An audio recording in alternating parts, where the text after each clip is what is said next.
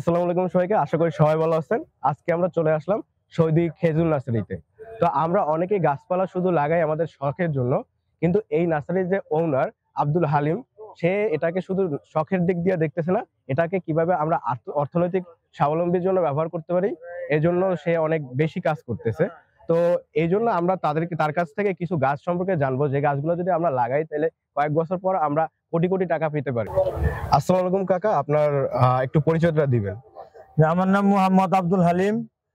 আমাদের দেশের বাড়ি মানিকগঞ্জ, আর ঢাকায় আমাদের বাড়ি আছে মধ্যপাইকপাড়া মিরপুর।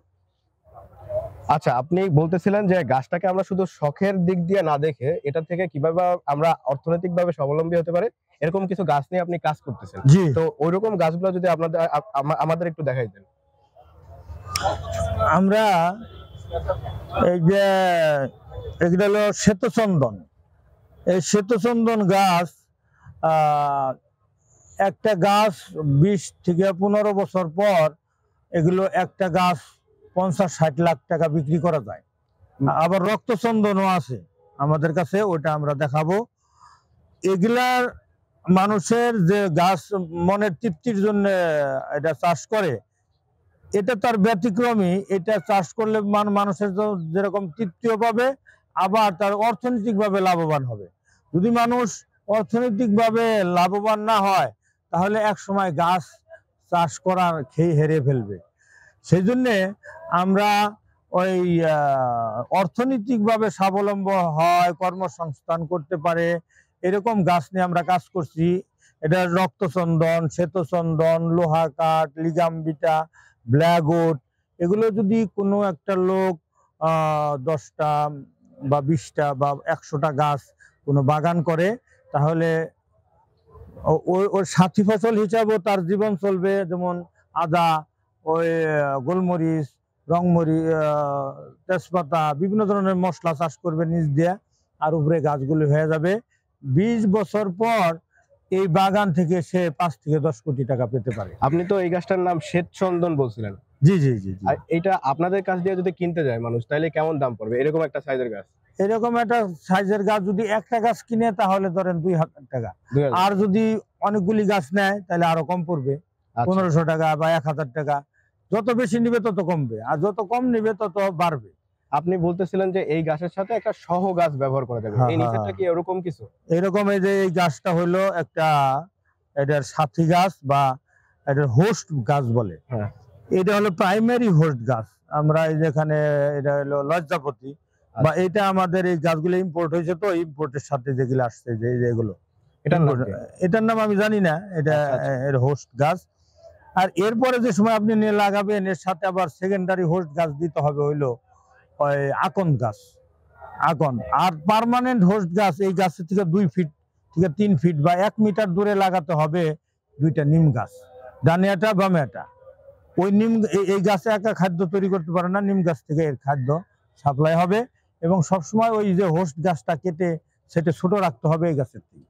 আচ্ছা আচ্ছা, এটার গ্রোথের জন্য আমাদের হোস্ট গাছটা ব্যবহার করতে হবে। আচ্ছা, আপনারা বলতেছিলেন যে রক্তচন্দন, রক্তচন্দনও আছে। হ্যাঁ, এটা তো পুষ্পা মুভির মধ্যে যে এটা হলো লাল চন্দন। এই গাছটা লাল চন্দন। বাংলাদেশে লাল চন্দন গাছ কম আছে বা নাই বললেই চলে। তা আমরা এগুলো উৎপাদন ও আমদানি করতেছি। একটা গাছ, এই লাল চন্দন গাছ, কোটি টাকা বিক্রি করা যায়। এর প্রতি কেজির দাম 16,000 টাকা। আচ্ছা, 12 থেকে 16,000 টাকা 1 কেজি। এগুলো দিয়ে বিভিন্ন ধরনের প্রসাধন ও ঔষধ তৈরি হয়, হোমিওপ্যাথিক, এলোপ্যাথিক, তারপরে ওই যে গাছগাছড়ার যে ওষুধ, এগুলো তৈরি হয়। আর ওই বিভিন্ন ধরনের প্রসাধন সামগ্রী তৈরি হয়। আচ্ছা, এই যে আপনার লাল চন্দনের কথা বললেন, এই ক্ষেত্রে এই গাছ নিয়ে টিকাইতে বা এই গাছ বড় করতে কেমন কি এফোর্ট দেওয়া লাগে? এগুলো এই লাল চন্দন গাছে তেমন কোনো যত্ন করতে হয় না, এটা তো জঙ্গলে হয়। তো এটার মধ্যে জঙ্গল হইলেও অসুবিধা নাই। আমরা তো সবসময় পরিষ্কার রাখতে চাই গাছের গোড়াটা। এগুলোর মধ্যে যদি জঙ্গলের মধ্যে হয়ে থাকে, তাহলে হয়ে যাবে। আচ্ছা, এটা কোনো কিন্তু টাইম লাগে। টাইম বলতে ওই মানুষের ধরেন 15 থেকে 20 বছর লাগে এটা পরিপক্ক হতে।